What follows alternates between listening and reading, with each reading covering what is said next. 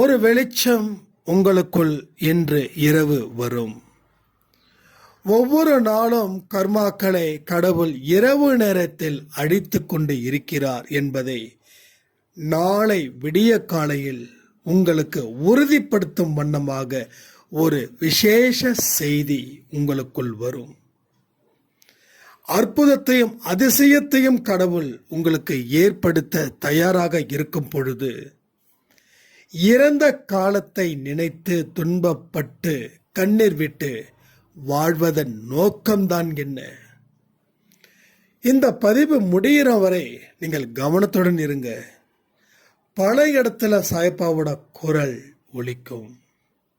ஏனென்றால் இது எல்லாம் உங்கள் வெற்றிக்கு உண்டான அறிகுறிகள், உங்க பாவங்கள் மன்னிக்கப்பட்டதற்கு உண்டான அறிகுறிகள், புதிய வாழ்க்கையை ஏற்படுத்துவதற்கு உண்டான அறிகுறிகள். கடந்த காலத்தில் ஏற்பட்ட காயங்களை நினைத்து கொண்டு இருந்தால் நீ நிகழ்காலத்திலும் எதிர்காலத்திலும் மிக பலமானவர்களை இழக்க நேரிடும் என்பதை புரிந்து கொள்ளுங்கள். பெறுவதற்கு 1000 வழிகள் உள்ளது. அதற்கு முயற்சிகள் செய்யாமல் இருப்பதால் எதையும் உங்களால் பெற முடியவில்லை என்பதை இந்த பதிவு ஆழமாக உணர்த்தும். ஒரு சின்ன பிரார்த்தனை செஞ்சிடலாமா? என் அன்பு சாயப்பாவே, இந்த பிரார்த்தனையில் நான் இனி பெறப்போவது நிச்சயம் என்பதை இந்த பதிவு எனக்கு உணர்த்தும் என்று நம்பிக்கையுடன் நான் கேட்கப் போகிறேன். என்னுடன் இருந்து என்னையும் என் குடும்பத்தையும் வழிநடத்துவீர்களாக. இந்த பதிவு முடியும் வரை நான் நிச்சயமாக கேட்டு என் வாழ்க்கையை பலப்படுத்துவேன். இழந்து போனதை 1000 மடங்கு நான் பெறுவேன். ஒரு வெளிச்சத்தை விடியற் காலைக்குள் நான் பார்ப்பேன் ஐயா. நன்றி நன்றி நன்றி. இந்த பிரார்த்தனையை முடிச்சாச்சு. பதிவை ஆரம்பிக்கலாமா? சாய்ராம். என் உயிரின் உயிரானவர்களே, இந்த 48 நாட்கள் முதல் நாள் கண்டிப்பா சிறப்பா இருந்திருக்கும் அப்படின்னு நான் நம்புறேன். நம்ம வீட்டு நடந்த சந்தோஷமான செய்தியும் சொல்லியிருந்த, வீடு ரெஜிஸ்டர் பண்ண போகிறோம் அப்படின்னு. அதுவும் நல்லபடியாக நடந்து கொண்டு இருக்கிறது. உங்கள் அன்பினாலையும் சாயப்பாவுடைய ஆசீர்வாதத்தாலையும். ஸோ ஒவ்வொரு முறையும் சாயப்பா என்று அழைக்கும் பொழுது ஓடோடி வந்து உனக்கு என்ன தேவை இருக்கு அதை முதல்ல சொல்லு. உன்னுடைய தேவைகளை நிறைவேற்றி தருவதே என் வாழ்நாளின் லட்சியம் அப்படின்னு சாயப்பா சொன்னது போல இருந்துச்சு. இந்த 48 நாள் பயிற்சியை நீங்க ஆரம்பிக்கும் போது எந்த சூழ்நிலையிலும் எந்த நல்ல காரியத்தையும் நிறுத்தாமல் அதை போற்றி பாதுகாக்க வேண்டியது உங்கள் கடமை. செய்வீங்களா? நிச்சயமா இதை செய்யணும். அப்பதான் கடவுள் உங்களுக்கு என்ன செய்யணுமோ அதை தாமாக முன்வந்து சந்தோஷமான மனநிலையில உங்களுக்கு செஞ்சு கொடுத்து உங்க வாழ்க்கையோட வெற்றியை, சந்தோஷத்தை, நிம்மதியை அவர் உறுதிப்படுத்துவார். இந்த வாழ்க்கை கஷ்டம் அப்படின்னு நினைக்க கூடாது. எதை கஷ்டம் அப்படின்னு நினைக்கிறோமோ அது கஷ்டமாவே போயிடும். கஷ்டப்படுறதுக்கு பதிலாக இஷ்டப்பட ஆரம்பிச்சு ஒரு வேலை செஞ்சு பாருங்க, கஷ்டமே கண்ணுக்கு தெரியாது. நிறைய மனுஷங்க உழைக்கிறவங்க சொல்லக்கூடிய வார்த்தை ஏன் தெரியுமா? உழைக்கிறவங்க முன்னேறாம இருப்பதற்கு என்ன காரணம் தெரியுமா? என்ன காரணமா இருக்குன்னு நினைக்கிறீங்க? நியாயமா, நேர்மையா, தர்மத்தின் அடிப்படையில் யாரையும் ஏமாத்தாம, பொறாமைப்படாம, தான் உண்டு தான் வேலை உண்டுன்னு உழைக்கிற வர்க்கத்தை ஏன் முன்னேற்றத்துக்கு வரல தெரியுமா? தன்னை ஒரு கஷ்டத்தோட தியாகியா, குடும்பத்துக்கு நாம ஓடோடி உழைக்கிறமேனு அந்த கஷ்டத்தை தினந்தோறும் நினைத்து நினைத்து நினைத்து உழைக்கிறதால அவங்களால உயர்வு நிலை வர முடியவில்லை. 10% சாதிக்கிறாங்க, 90% நார்மல் லைஃப்பை லீட் பண்ணுறாங்க. நார்மல் லைஃப்பை லீட் பண்ணுறதுக்கு காரணம் அந்த வேலையை அவங்க கஷ்டமாக நினச்சி செய்கிறதால. அது இஷ்டமாக அவர்கள் நினைக்கவில்லை. இஷ்டமாக நினச்சிருந்தாங்கன்னா கஷ்டமாக இருக்கிற போர்ஷன் கம்ப்ளீட் ஆகி அது ஆர்வத்தை அதிகப்படுத்தி இன்னும் இன்வால்மெண்ட்டை ஜாஸ்தி பண்ணி அது உனக்கு கோடி கோடியாக கொட்டித்தரும். அதே போல தான் இங்கேயும். கஷ்டத்தின் அடிப்படையிலே கடவுளை தேடாத, இஷ்டத்தின் அடிப்படையில், ஆர்வத்தின் அடிப்படையில், அன்பின் அடிப்படையில் கடவுளை தேடு. இந்த 48 நாளையும் கடவுள் கூட இருக்க போகிறோம் அப்படின்னு சந்தோஷமாக நாளை எதிர்கொள்ளுங்கள். என் பிரச்சனை தீர்க்க போகிறாரு கடவுள், அதெல்லாம் விட்டுடுங்க, அதை அவர் தீர்த்துப்பார். ஒன்றே ஒன்று தான், நாம் சரியாக இருந்தால் எல்லாம் சரியாக இருக்கும். இருக்குமா இருக்காதா? ஆனால் நாம் சரியாக இருந்து நம் மனநிலை சரியில்லை என்றாலும் அது நமக்கு நல்லதை தராது. அப்போ சரி செய்வது உடலை மட்டும் இல்லை, மனதையும், மனதை மட்டுமல்ல உடலையும். ஆனால் ரெண்டுமே சரியாக இருந்தால் தான் சரியாக இருக்கும்னு சொல்லுறோம். ஒரு நாள் உடல் நல்லா இருக்கும், அப்போ மனசு சரியில்லாமல் இருக்கும். நாள் போச்சா, அடுத்த நாள் மனசு சரியாக இருக்கும், உடல்நிலை சரியில்லாமல் இருக்கும். நாள் போச்சா.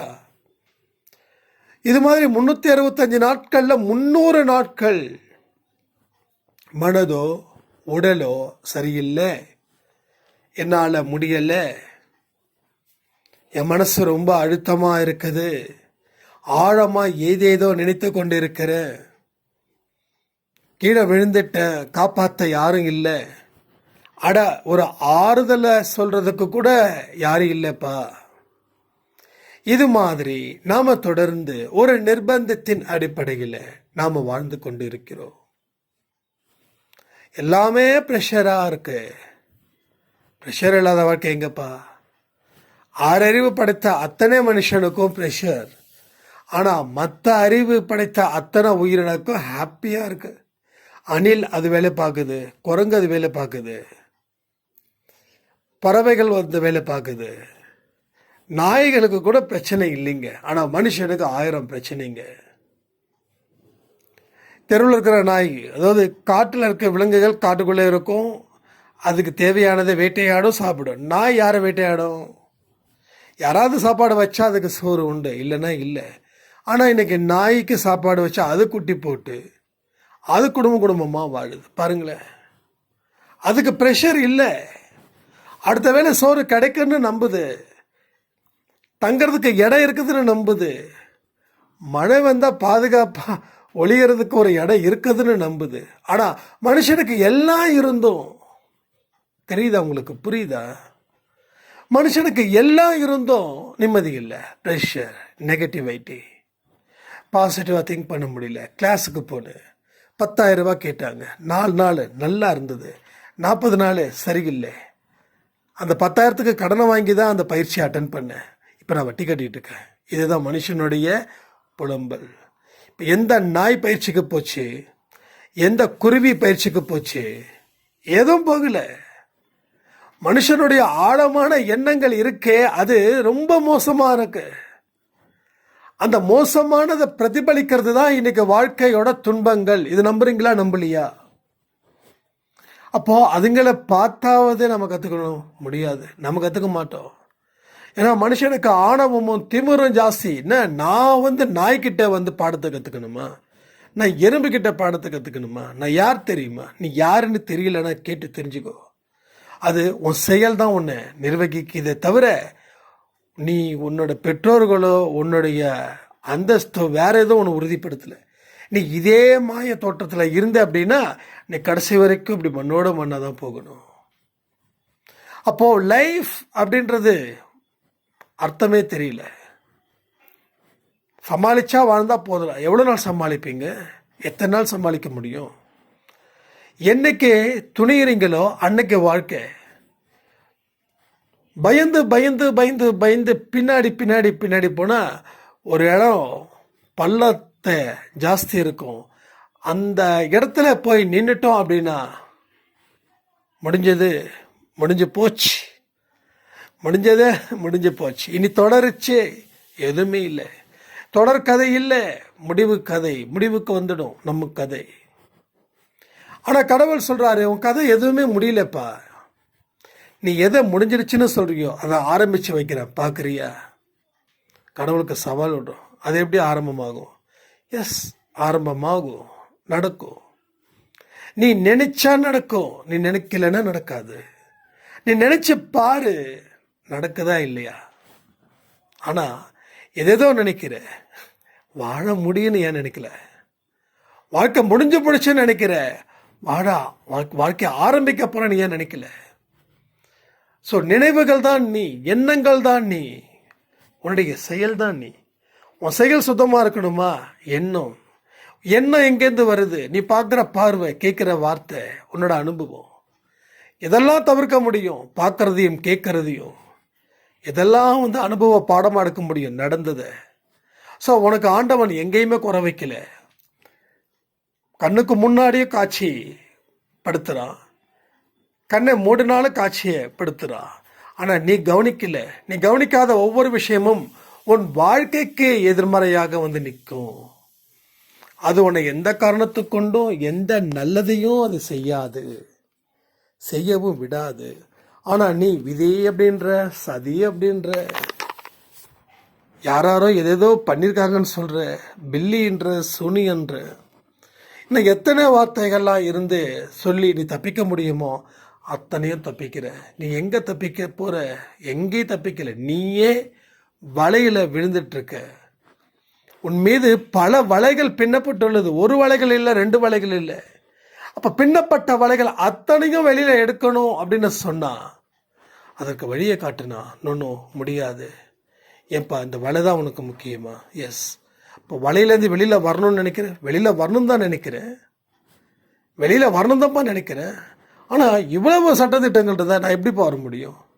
இப்போ இந்த வலை உனக்கு ஓகேவா? ஓகே தான், ஆனால் என்ன பண்ணுறது? ஸோ மனுஷனுடைய வாழ்க்கை இப்படி தான் இருக்குது. வழிகள் இருக்குது, போகிறதுக்கு அலுப்பு, போகிறதுக்கு சோம்பேறித்தனம். இந்த அளவுக்கு போகணுமா? பரவாயில்ல, இப்படி துன்பத்தில் நான் அழிஞ்சு போயிடுறேன். அப்படிதான் ஒவ்வொரு மனுஷனும் உறுதிப்படுத்துகிறான் தன்னுடைய இருப்பை. இவன் உறுதிப்படுத்துறதால தான் வாழ்க்கையில் இவனுக்கு எல்லாமே ஆப்போசிட்டாக நடக்குது. நல்லது நினைக்கிறதே இல்லை, அவன் கெட்டதை தான் நினைக்கிறான். ஒன்றும் இல்லை, கிட்டத்தட்ட ஒரு 10-15 பேர் பக்கமா, அண்ணா எனக்கு 48 ஃபர்ஸ்ட் டே,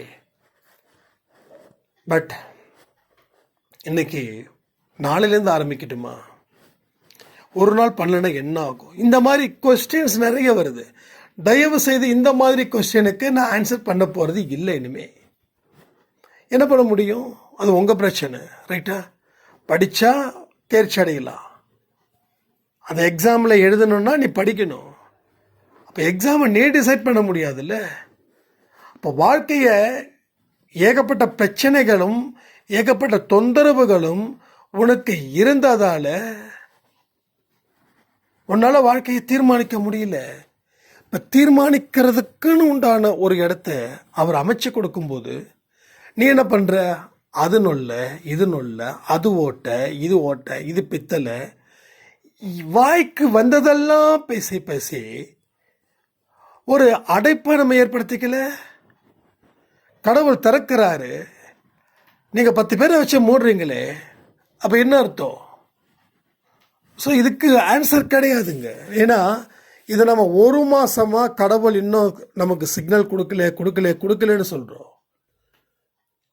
அதை ஞாயிற்றுக்கிழமை ஆரம்பித்தோம், லைவில் கிட்டத்தட்ட 300-400 பேருக்கு மேலே லைவில் வந்துட்டு போனதா நம்ம இந்த இதில் பார்க்குறோம், யூடியூப்பில். ஆனால் பட் இன்னைக்கு நான் தான் சொன்னேனே, 200 பேர், அவ்வளோதான். அந்த 200 பேரில் சாதிக்கிறவங்க தான் இதில். அந்த 200க்குள்ளே நீங்கள் வரணும் அப்படின்னா கண்டிப்பாக உழைக்காமல் எதுவுமே இல்லை. வெறும் பூஜையோ வெறும் பரிகாரத்தையோ வச்சு காலத்தை ஓட்ட முடியும்னு நினைக்கிறீங்க, காலத்தில் வாழ்ந்துட முடியும்னு நினைக்கிறீங்க. நீங்கள் என்ன வேணாலும் நினைக்கலாம், அதுக்கு யாரும் எங்கேயும் கண்ட்ரோல் பண்ண போகிறது இல்லை. ஆனால் நினைக்கிறதெல்லாம் சரியாக இருக்குதான்றதை தானே பார்க்கணும். நினைச்சது சரியாக இருந்தால் சரியான வாழ்க்கை இருக்கும். நினைச்சது சரியில்லை அப்படின்னா அது எப்படி சரியான ஒரு வாழ்க்கையை கொடுக்கும்? ஸோ மனுஷன் அப்படின்னா எப்படி இருக்குதுன்னா முரண்பாடு உள்ளவனாக இருக்கிறான்.